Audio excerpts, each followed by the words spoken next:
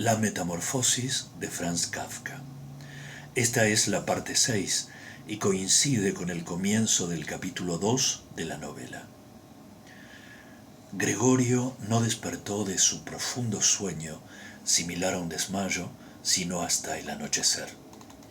Seguramente no se hubiese despertado mucho más tarde, sin ser molestado, porque se sentía suficientemente repuesto y descansado. Sin embargo, le parecía como si lo hubiesen despertado unos pasos ligeros y el ruido de la puerta que daba al vestíbulo al ser cerrada con cuidado. El resplandor de los faroles eléctricos de la calle se reflejaba pálidamente aquí y allí en el techo de la habitación y en las partes altas de los muebles. Pero abajo, donde se encontraba Gregorio, estaba oscuro. Tanteando todavía torpemente con sus antenas, que ahora aprendía a valorar, se deslizó lentamente hacia la puerta para ver lo que había ocurrido. Su costado izquierdo parecía una única y larga cicatriz que le daba desagradables tirones y lo obligaba a cojear con sus 2 filas de patas. Por cierto, una de las patitas había resultado gravemente herida durante los incidentes de la mañana. Casi pareció un milagro que solo una hubiese resultado herida, y se arrastraba sin vida. Cuando llegó a la puerta, advirtió que lo que lo había atraído hacia allí era el olor a comida. Había un tazón lleno de leche dulce en el que nadaban trocitos de pan. Estuvo a punto de llorar de alegría porque ahora tenía más hambre que por la mañana.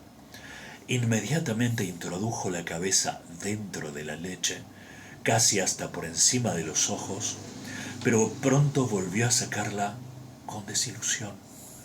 No solo comer le resultaba difícil debido a su delicado costado izquierdo. Solo podía comer si todo su cuerpo cooperaba jadeando, sino porque la leche, que siempre había sido su bebida favorita, y que seguramente por eso se la había traído la hermana, ya no le gustaba. Es más, se retiró casi con repugnancia del tazón y retrocedió arrastrándose hacia el centro de la habitación. En la sala, por lo que veía Gregorio a través de la rendija de la puerta, estaba encendido el gas. Pero mientras el padre a esta hora del día solía leer el periódico de la tarde en voz alta a la madre y a veces también a la hermana, ahora no se oía ruido alguno. Bueno, quizás esta costumbre de leer en voz alta, tal como le contaba y le escribía siempre su hermana, se había perdido del todo en los últimos tiempos, pero todo a su alrededor permanecía en silencio, a pesar de que, sin duda, la casa no estaba vacía. «Qué vida tan apacible lleva la familia», se dijo Gregorio, y mientras miraba fijamente la oscuridad que reinaba ante él, se sintió muy orgulloso de haber podido proporcionar a sus padres y su hermana la vida que llevaban en una casa tan hermosa.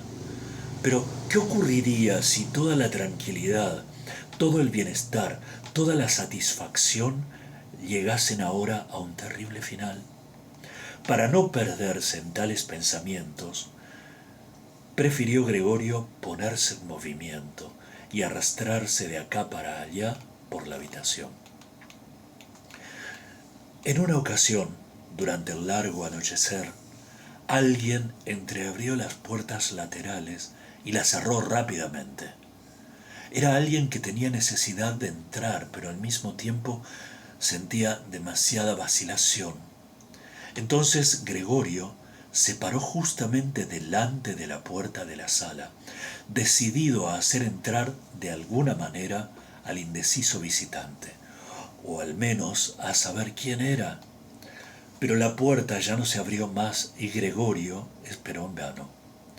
Por la mañana temprano, cuando las puertas estaban bajo llave, todos querían entrar en su habitación. Ahora que él había abierto una puerta y que las demás habían sido abiertas sin duda durante el día, nadie venía. Las llaves estaban por fuera. Muy tarde, ya de noche, se apagó la luz en la sala. Fue fácil comprobar que los padres y la hermana habían permanecido despiertos todo ese tiempo, porque se podía oír perfectamente cómo se retiraban de puntas de pie. Con tal seguridad, hasta la mañana siguiente no entraría nadie más en la habitación de Gregorio. Disponía de tiempo para meditar, sin que nadie lo molestase, cómo debía organizar su vida de aquí en adelante. Pero aquella habitación de techos altos, en cuyo suelo permanecía tumbado, lo asustaba sin poder discernir la causa, pues era la habitación que ocupaba desde hacía 5 años. Con un movimiento medio inconsciente y no sin cierta vergüenza, se apresuró a meterse bajo el sofá.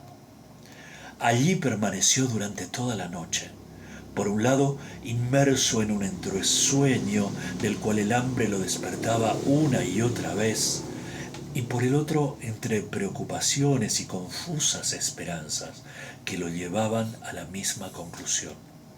De momento debía comportarse con calma, tener paciencia y consideración para que a la familia se le hicieran más soportables las molestias que, en su estado actual, no podía evitar producirles.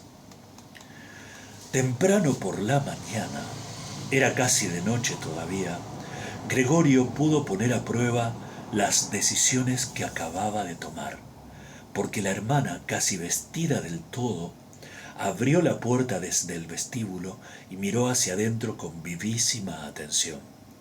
No lo encontró enseguida, pero cuando lo descubrió debajo del sofá, Dios mío, tenía que estar en alguna parte, no podía haber volado. Se asustó tanto que sin poder dominarse volvió a cerrar la puerta desde afuera. Pero como si se arrepintiese de su comportamiento, inmediatamente la abrió de nuevo y entró en puntas de pie, como si se tratase de un enfermo grave o de un extraño. Gregorio había adelantado la cabeza casi hasta el borde del sofá y la observaba. ¿Se daría cuenta la hermana de que no había tocado la leche? Y no por falta de hambre. ¿Le traería otra comida más adecuada? Si no caía en la cuenta por sí misma, Gregorio preferiría morir de hambre antes que pedírselo. En realidad sentía unos enormes deseos de salir de abajo del sofá, arrojarse a los pies de la hermana y rogarle que le trajese algo bueno de comer. Pero la hermana miró con sorpresa el tazón lleno. Solo se había vertido un poco de leche alrededor. Lo levantó del suelo, pero no directamente con las manos, sino con un trapo, y se lo llevó. Gregorio sentía mucha curiosidad por saber lo que le traería en su lugar, e hizo al respecto las más diversas conjeturas. Pero nunca hubiese podido adivinar lo que la bondad de la hermana iba realmente a lograr. Para poner a prueba su gusto, le trajo muchas cosas para elegir, todas ellas extendidas sobre un viejo periódico. Había verduras pasadas, medio podridas, huesos de la cena rodeados de una salsa blanca que ya se había endurecido, algunas pasas de uva y almendras, un queso que hacía ya 2 días Gregorio había calificado de incomible, un trozo de pan, otro trozo de pan untado con mantequilla y otro más untado con mantequilla y sal. Aparte colocó el tazón lleno de agua y por delicadeza, como sabía que Gregorio nunca comería delante de ella, se retiró con rapidez e incluso echó llave para que él se diese cuenta de que podía ponerse todo lo cómodo que desease. Las patitas de Gregorio zumbaban cuando se acercaba el momento de comer. Por cierto, sus heridas debían estar curadas del todo porque ya no notaba molestia alguna.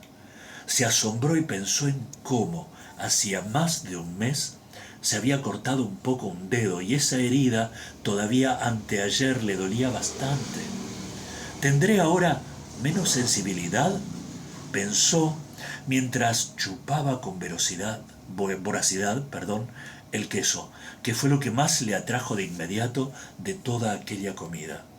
Sucesivamente, a toda velocidad y con los ojos llenos de lágrimas de alegría, devoró el queso, las verduras y la salsa.